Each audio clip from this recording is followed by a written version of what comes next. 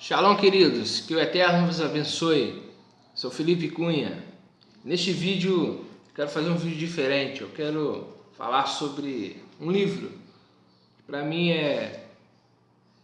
eu faço techuvá, vocês sabem, mas eu creio que o Eterno usa pessoas, inclusive no cristianismo. Eu não limito o poder de Deus.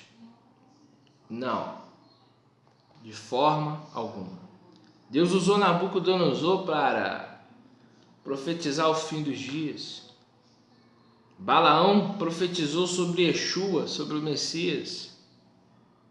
Há profetas de Deus ainda em Babel, porque está escrito, Apocalipse 18:4, sai dela, povo meu. Eu não considero que a pessoa está no sistema babilônico, a pessoa que fala simplesmente Jesus. Não. Está no sistema de Babilônia, está no sistema corrupto, mas Deus sabe quem são os seus. Por isso eu vou falar do livro de Rebecca Brown. Rebecca Brown escreveu um livro chamado Ele Veio para Libertar os Cativos. Qual a avaliação que você faz deste livro? Excelente livro. Apesar de alguns pastores criticar ela, porque muitas pessoas que leem começam a passar lutas. Por que, senhoras e senhores, passam lutas? Porque não estão preparados para ler este livro. Se você não está preparado para ler esse livro, primeira coisa, a pessoa para ler um livro desse de luta espiritual, combate espiritual, libertação, no mínimo tem que ser convertida. Se você for ler de curioso, vai ter um problema sério, realmente. Nisso eu concordo com alguns quando falam que as pessoas quando leem, elas sentem. Mas Rebeca ela faz uma oração antes de iniciar este livro. Eu também tenho outros dela, eu tenho Vaso de Honra, eu tenho mais 2 ou 3 ali dela ali que eu gosto. Leio e muita coisa que ela falou aqui já aconteceu na minha vida. Então eu falo daquilo que eu vivi e vivo. Então eu acredito muito no ministério dela. Não é porque ela fala Jesus que ela perde o crédito da experiência, porque eu antes de fazer techuvá eu tive experiências com Deus, falando ainda Jesus. Quando o Eterno me chamou, eu falava Jesus ainda. Quando o Eterno me chamou e mandou ler as epístolas de Paulo, eu só tinha uma Bíblia. Eu não sabia o que era hebraico, eu não sabia o que era grego, eu não sabia o que era um dicionário. Eu sei que Deus resgata pessoas de lá. Tudo tem um tempo de Deus. Tá? Eu não concordo com o nome Jesus simplesmente porque vem da Grécia e passou em Roma. Mas a pessoa do Messias. E também não concordo pelo sistema romano, porque o sistema romano plagiou o Messias de Israel. Se disse é o novo Israel de Deus. Essa é a questão toda. Não é por nomes. Porque o padre pode falar Yeshua, isso muda alguma coisa? Só mudou o nome. Não é de nome que nós falamos. Nós falamos de uma base, de uma estrutura que foi modificada. A base é o Messias, Yeshua. Se isso muda, descaracteriza todo um projeto. É disso que eu falo. E eu não falo o nome de Jesus simplesmente porque é um nome que passou na Grécia e passou em Roma. E é um nome que poderia ser transliterado direto do hebraico, mas não existe aí um esforço da liderança que traduz a Bíblia de fazer uma transliteração direta do hebraico. Por que será que não querem? Por quê? Mas voltando ao livro, gostei muito, a minha avaliação aqui excelente. O que ela ensina aqui sobre libertação para você que está buscando uma libertação é muito esclarecedor. Confissão dos pecados, lembrando que João estava na beira do Rio Jordão pregando a palavra, e ele diz assim, e o texto vai dizer que as pessoas vinham confessando os seus pecados. Então, existem os pecados ocultos, que é o pecado que eu nem sei que eu estou pecando. O salmista diz: me livra dos pecados ocultos. É aqueles pecados que eu não tenho ideia que estou pecando, só Deus sabe que eu estou pecando. Por isso, queridos, eu quando me converti, eu aprendi muito com este livro. E o Eterno começou a me lembrar pecados que eu havia cometido, bem novo, na minha juventude. E eu fui confessando um por um a Deus e fui pedindo perdão. E o Eterno, antes mesmo de ler esse livro, o Eterno dizia para mim que eu tinha que pedir perdão de algumas coisas. O Eterno me levou a pedir perdão a pessoas que eu magoei ou que eu, de alguma forma, me desliguei de forma errada. Eu pedi perdão a pessoas, até que eu não fiz nada que eu achava que ela tinha que me pedir perdão, e Deus me fez pedir perdão. Confessar o pecado, irmãos. Existem pecados, todo pecado, na realidade, não confessado, é um pecado ativo, é uma porta. E existem pecados que são pecados graves, segundo a Torá. Idolatria. Hoje se fala pouco do pecado nas igrejas. E as pessoas não estão sendo devidamente orientadas para a sua libertação. Se você não é orientado para a sua libertação, irmão, você fica cativo. Aquele pá, imagine uma concha, vamos dizer, uma prisão. Você está preso ali. As pessoas estão presas. Só o poder de Deus para quebrar aquela prisão e libertar essas pessoas. Muitas pessoas estão presas e o diabo está acessando essas pessoas através dos seus pecados. Então, se você pecou, tem pecado na sua vida, você precisa se arrepender e confessar. O livro de João diz: filhinhos, não pequeis. A recomendação é não pecar, mas se pecar, temos um advogado junto ao Pai. Mas ele faz uma severa admoestação. Ele faz uma afirmação chocante. Ele diz assim, João diz assim: quem vive na prática do pecado é do diabo. Imagine isso, irmãos. Viver na prática. Ele não está dizendo que alguém pecou e se arrependeu. Não, está falando daquela pessoa que vive na prática. Aquela pessoa que não está nem aí para aquilo que está cometendo, está praticando. João, o livro de João, 1 João, vai falar que esta pessoa está servindo ao diabo.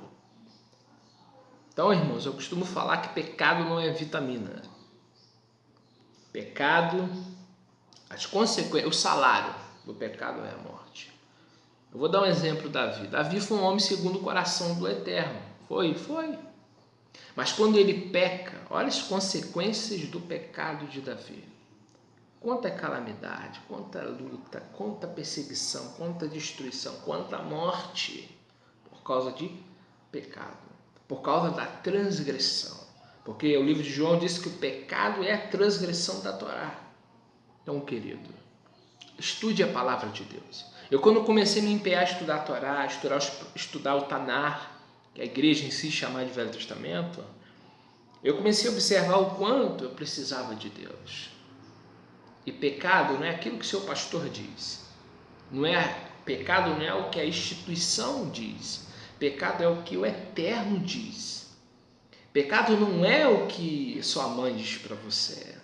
Pecado é o que o Eterno diz. Porque a Torá, que é traduzido por Nomos Lei, nos mostra o que é pecado.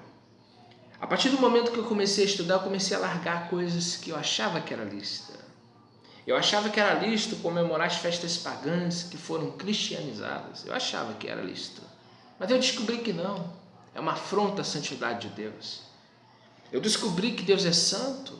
Ele disse para Josué não é qualquer homem, Josué era um homem santo. Josué, tira a sandália dos pés porque o lugar que tu está é santo. Moisés, tira a sandália dos pés porque o lugar que tu está é santo. Devemos reverenciar a santidade de Deus. Então não podemos viver uma vida de prática de pecado. Não entenda que eu quero ser mais santo que todo mundo. Eu estou querendo dizer que você tem que ter uma consciência do que você está vivendo. Você não pode viver uma vida relaxada diante de Deus, porque a palavra de Deus diz que aquele que faz a obra do Senhor relaxadamente, maldito é. Então nós não podemos tratar as coisas de Deus de qualquer maneira. A palavra de Deus diz em Levíticos 10:10 que o sacerdote tem que ensinar o povo a diferença do santo para o comum, do santo para o profano. Tem que ser ensinado aquilo que é de Deus, aquilo que é do diabo. Tem que ser ensinado o que é um serviço a Deus e o que é um antisserviço. Infelizmente, as igrejas não se preocupam com isso. E muitas almas estão perecendo. Porque Satanás ele tem direito legal de estar nas pessoas que estão em pecado. Se você vive no adultério, o diabo tem direito legal de viver em você. Aí muitas pessoas não sabem porque está tudo errado. Porque está tudo desmoronando na sua vida. Observe se é pecado. Quando é prova de Deus, você vai identificar. Mas se é pecado, você vai identificar. Quando você busca o Eterno com o seu coração, Ele vai te mostrar. Quando você busca o Eterno com toda a kavaná, com toda a tua intenção de querer de Deus as respostas, Ele vai te responder. Então, queridos, a igreja não se preocupa com isso, mas o Eterno se preocupa. Eu lembro do profeta Isaías que diz: a minha mão não está encolhida para que não possa salvar, os meus ouvidos não estão agravados para que não possa ouvir. Mas foram os vossos pecados, as vossas transgressões que colocam uma parede entre vocês e o vosso Deus. Então, por isso que a palavra techuvá quer dizer retorno. Techuvá é um abandono do pecado. É você virar as costas para o pecado, voltar-se para Deus. E quando você volta para Deus, você vê um Deus santo. E você tem que santificar para se chegar a Ele. Você tem que santificar para se aproximar dEle. Você não pode chegar na presença dEle de qualquer maneira.